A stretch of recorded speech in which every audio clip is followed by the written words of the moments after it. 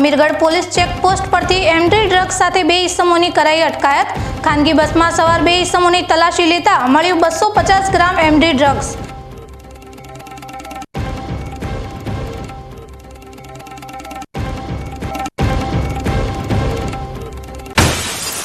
બનાસકાંઠા જિલ્લાના જનહિતમાં ગુજરાત સરકારે લીધો મહત્વનો નિર્ણય।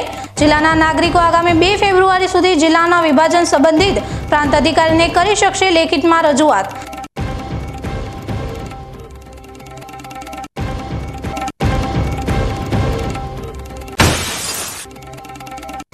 જિલ્લા વિભાજન બાદ બાબરમાં વિરોધના સૂર।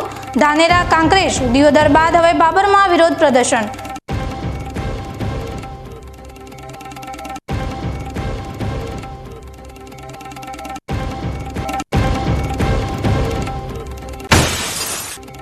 અંબાજીમાં શક્તિ કોરિડોર પ્રોજેક્ટનો પ્રારંભ। સરકારી જમીન પર થયેલ દબાણની કામગીરી આજે કરાઈ પૂર્ણ।